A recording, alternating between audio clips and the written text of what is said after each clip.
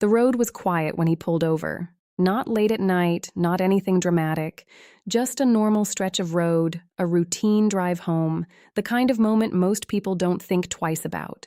He eased the car to the side, put it in park, and felt that familiar pause settle in. Hands on the wheel, eyes forward, waiting.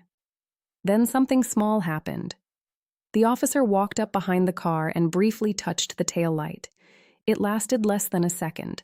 Most people would not even notice it. But that small action is one of those details that means more than people realize. And once you understand it, you start seeing the entire situation differently. My name is Sarah, and I have spent years helping people understand what actually happens in moments like this. Not the version people share online, not the assumptions people repeat to each other, but the way the system behaves in real life. I am not here to make you nervous. I am here so that if this ever happens to you, you are calm, steady, and fully aware of what is going on around you.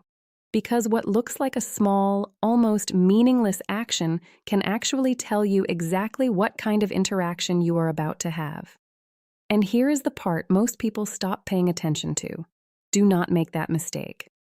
That taillight touch is not random. It is part of a process. And understanding that process changes everything about how you respond next. Now let me explain this in plain language. When a police officer approaches your vehicle during a traffic stop, they are trained to follow certain habits. Some of those habits are about safety. Some are about documentation. Some are simply built into routine after years of experience. Touching the taillight can serve as a way to confirm physical contact with the vehicle. In older practices, it helped show that the officer was physically present at that specific car. It can also be a quick, subtle check, making sure the trunk is properly closed or that nothing unusual is happening in the back of the vehicle. But here is what matters more than the reason itself. That action tells you something important. The stop has officially begun. From that moment forward, everything you do becomes part of the interaction. Stay with me, because this next part applies to people who believe they have nothing to worry about. Most people think a traffic stop is about what happened before the lights came on. Speeding, a missed signal, a small mistake. But the truth is, the stop is just as much about what happens after you pull over. Your behavior becomes part of the situation, not in a threatening way, in an observational way. How you move, how you speak, how you respond. All of that shapes how the officer reads the moment. And here is what I keep hearing from people. The officer has to explain everything right away. Not always. The officer's first priority is control of the situation, not explanation. Another thing I hear is this: if I stay completely silent, I'm protecting myself.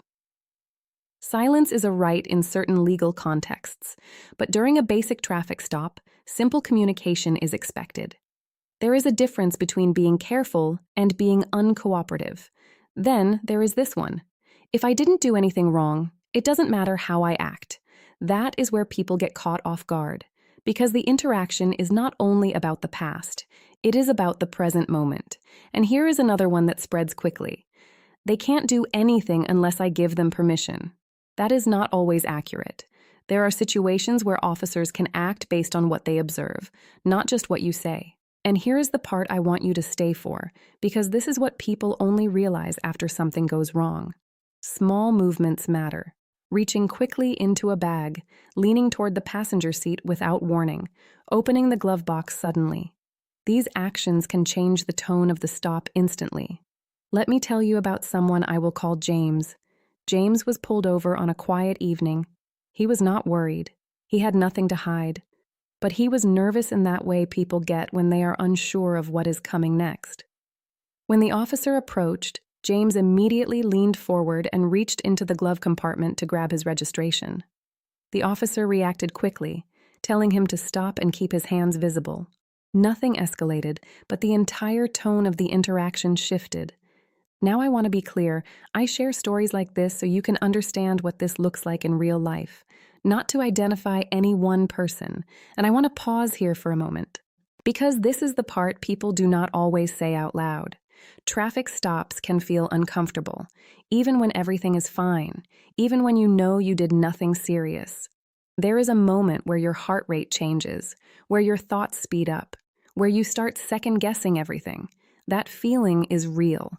But here is what changes it: understanding.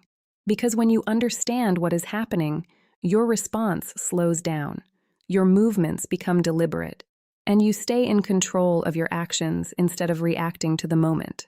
Now, let me explain something that most people never think about. Officers are trained to observe patterns, not just violations, behavior. They are watching for clarity, for consistency, for anything that does not match what they expect. And when your actions are calm, visible, and predictable, the situation tends to remain calm as well. Stay with me, because what I am about to explain next is the thing most people wish they knew beforehand. There are a few simple moments during a traffic stop where everything can either stay smooth or become complicated. The moment you stop the car, the moment the officer approaches, the moment you reach for your documents, the moment you respond to the first question. Each of these matters. Let me tell you about someone I will call Angela. Angela was driving home after work when she was pulled over. She felt frustrated right away. She believed the stop was unnecessary. When the officer approached, her tone reflected that frustration. She spoke quickly, questioned everything, and tried to challenge the situation immediately. Nothing serious happened, but the stop lasted much longer than it needed to. Now I want to be clear. I share this so you can recognize the situation, not to identify any specific person. And here is the part most people are grateful they stayed for. First, when you pull over, take a breath and keep your hands visible on the steering wheel. Second, wait for the officer to speak before reaching for anything. Third, when you are asked for documents, move slowly and clearly so your actions are easy to follow. Fourth, keep your tone calm and respectful, even if you feel nervous or unsure. Fifth, if you do not understand something, ask calmly instead of reacting quickly. Now I need to say something directly. There is a lot of advice online that encourages people to treat every traffic stop like a confrontation, to challenge everything immediately, to assume the worst. That approach often creates more tension than protection. There is a difference between knowing your rights and escalating a situation. And here is something important to remember. You do have rights. You have the right to understand why you were stopped. You have the right to not consent to searches you are uncomfortable with. You have the right to remain calm and ask for clarification. But those rights are strongest when used with clarity, not emotion, not rushed, not reactive. Now let me speak directly to different situations, because this matters depending on where you are and how you drive. If you are driving alone at night, this matters because visibility and clear communication become even more important. If you have family in the car, this matters because multiple people moving at once can change how the situation is read. If you are someone who gets anxious in official situations, this matters because preparation helps you stay steady. If you have not been pulled over in years, this matters because small expectations around behavior have become more structured. And here is the part I want you to take with you. That moment, the officer touching the taillight, is not something to fear. It is simply part of a system. What matters is what you do next, because those next few minutes determine how the entire interaction feels. And here is the perspective I want to leave you with. This is not about being perfect. It is about being aware. It is about understanding that small actions matter in small moments, and that when you stay calm, clear, and steady, most situations remain exactly that: calm and controlled. This moment is not permanent. It begins, it unfolds, and it ends. And people who understand it move through it without unnecessary stress. So take a breath. Keep your movements simple. Keep your tone steady. And remember that knowing what is happening is what keeps you in control. I read the comments carefully, and if you want to share your experience or ask something specific, you can write it below. I will do my best to help you understand what applies to you so you are never walking into it unprepared.